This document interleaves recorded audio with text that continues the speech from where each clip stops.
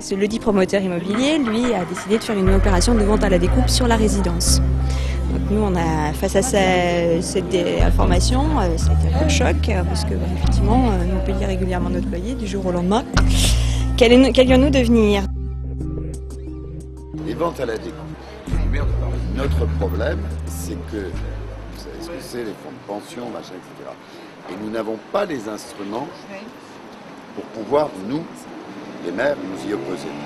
En supprimant les avantages fiscaux et en donnant aux maires une capacité légale d'intervention, on peut vraiment alors obtenir des résultats rapides grâce à l'élection de Ségolène et de la mise en œuvre de son pacte présidentiel.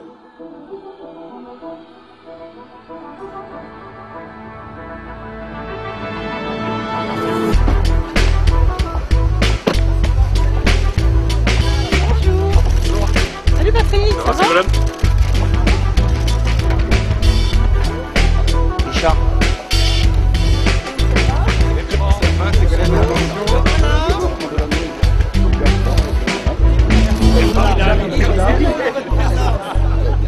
Les ventes à la découpe, vous connaissez, vous savez ce que c'est, vous savez les problèmes que ça cause.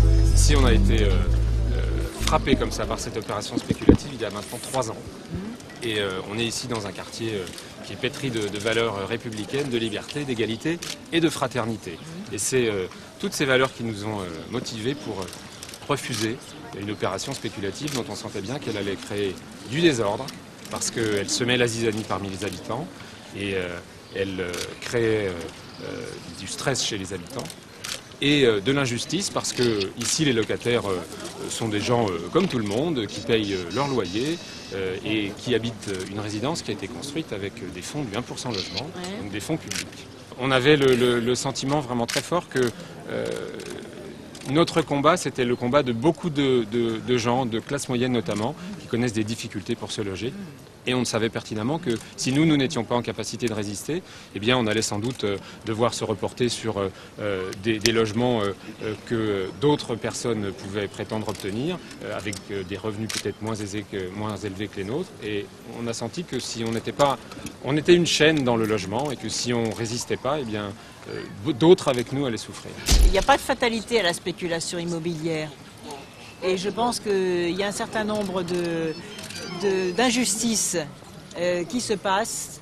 Il y a une loi de l'argent, une loi de la spéculation immobilière, des comportements des fonds de pension qui ne sont plus tolérables dès lors qu'elles portent atteinte tout simplement au respect des gens et puis au droit à rester dans son habitation et aux familles moyennes, à revenus moyens surtout, qui sont aujourd'hui frappés par ces mécanismes.